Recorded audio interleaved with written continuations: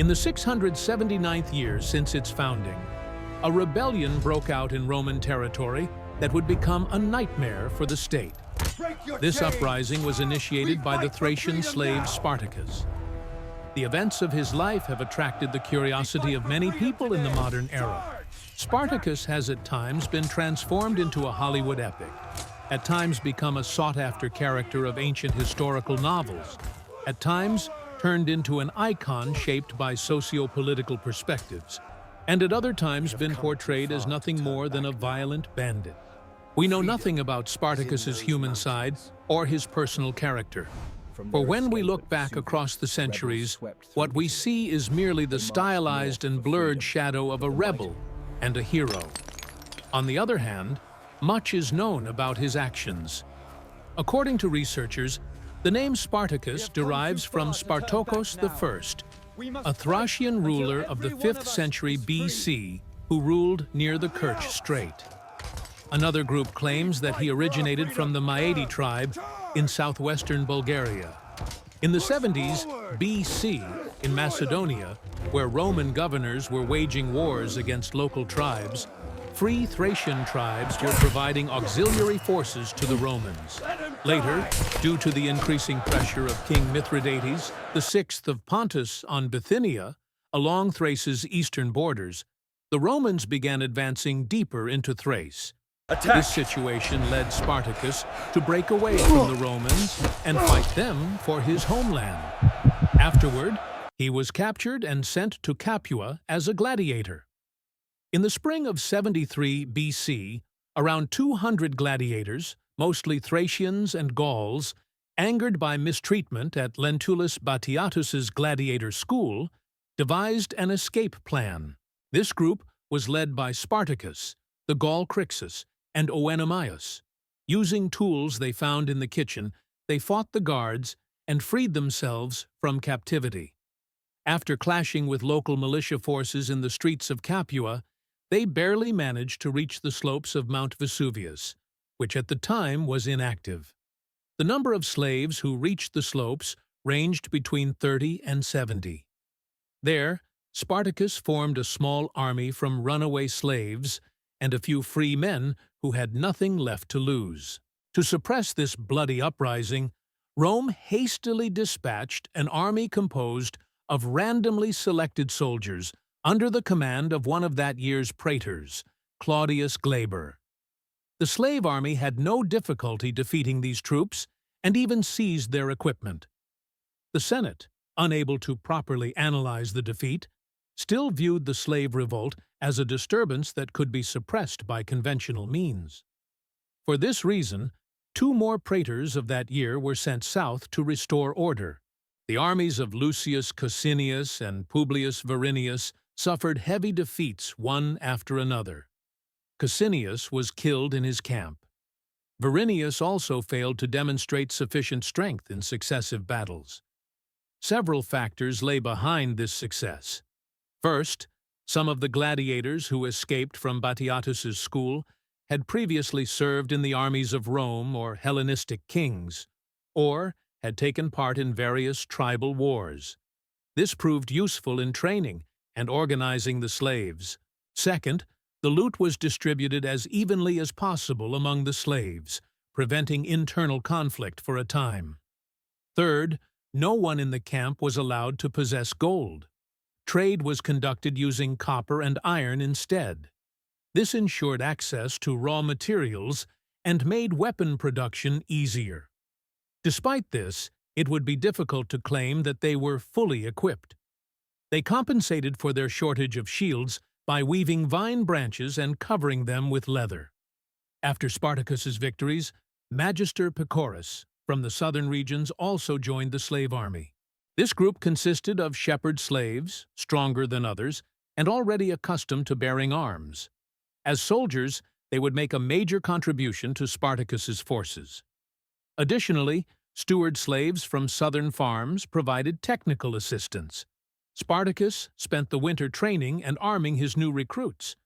In the spring of 72 BC, with an army of 70,000 men, Spartacus attacked Cumae, Nola, and Nuceria, devastating Campania and leaving behind dead civilians, raped women, and burning homes. The regions of Lucania and Bruttium also suffered from the attacks.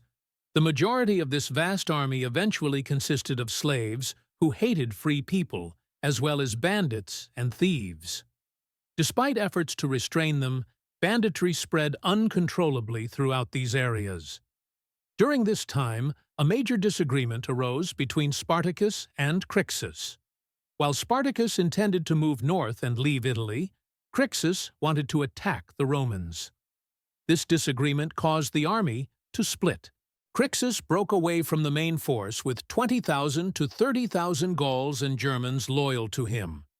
When he reached Mount Garganus, he was intercepted by Lucius Publicola, one of that year's consuls, commanding well-equipped legions. The Roman force of 10,000 men formed a duplex acies, creating two defensive lines. While the Romans positioned themselves on a hill, Crixus decided to do what he knew best: launch a sudden attack. When the first assault failed, the slaves retreated, regrouped, and attacked the Romans in formation once again. After prolonged fighting, Crixus withdrew once more. The Germans and Gauls, unwilling to give up, charged uphill for a third time. Although the two Roman legions suffered heavy losses, they did not allow their lines to be broken. The retreating slave army was now greatly diminished. In order to give the enemy no respite, Crixus launched a fourth assault. Amid an environment where the smell of blood burned the nostrils, the Romans advanced in a heavy and solid counterattack. Forced downhill, Crixus and his men met their end, surrendering their lives.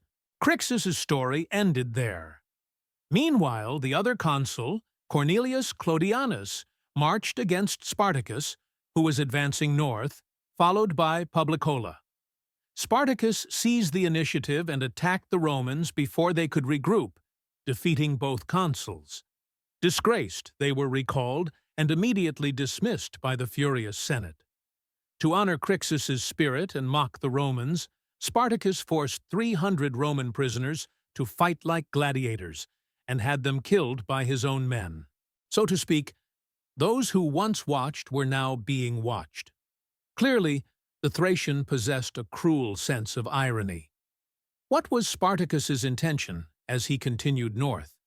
He sought neither privileges from the Romans nor the abolition of slavery, nor could such ideas be expected in the mentality of the time. According to historians, his goal was to cross the Alps, first reach Gaul, and then return to Thrace. In other words, he sought freedom. Near the city of Modena, Spartacus encountered proconsul Cassius Longinus, governor of Cisalpine Gaul and commander of 2 legions. Defeating him as well, Spartacus now had no obstacles before him. The road to the Alpine passes lay open, and fortune seemed to favor him. Yet at this moment, for reasons that remain unexplained, Spartacus turned south again. At a crossroads, he considered attacking Rome, but ultimately did not. Instead, he advanced toward the southern peninsula and spent the winter near Thurii. The Thracian had become a massive and humiliating threat to Rome. To some, he was a rebel, to others, a hero. He was rapidly becoming a legend. He and his slave army had defeated the forces of 3 praetors, 2 consuls, and 1 proconsul. In 71 BC, Marcus Licinius Crassus, a political rival of Pompey, was given 6 newly formed legions, 10 in total, and appointed supreme commander against Spartacus. Crassus was one of Rome's wealthiest men, the greatest real estate magnate of his time. Though unimaginably rich, his true passion was military glory and fame. His first act was to instill mortal fear into his soldiers by reviving an ancient and terrifying punishment: decimation. This was inflicted on 2 legions that had fled from Spartacus. 500 soldiers were selected and divided into 50 groups of 10. Each group had to draw lots to choose 1 victim, and the remaining 9 were ordered to beat him to death with clubs while the rest of the army watched. Military discipline was restored. As Spartacus and the rebels moved south, Crassus ordered his commanders to follow but not attack. One commander disobeyed and launched an assault. Spartacus crushed the two attacking legions and, without delay, marched further south toward the tip of the Italian peninsula. His aim was to reach Sicily. He struck a deal with Cilician pirates to transport his men across. Not long had passed since the Second Slave Revolt, and the enslaved population of Sicily could easily have risen again. Rome had to prevent this. However, the Cilician pirates took Spartacus's money and fled. To stop his enemy, Crassus ordered a trench to be dug across the narrow neck of the Italian peninsula from sea to sea and fortified it.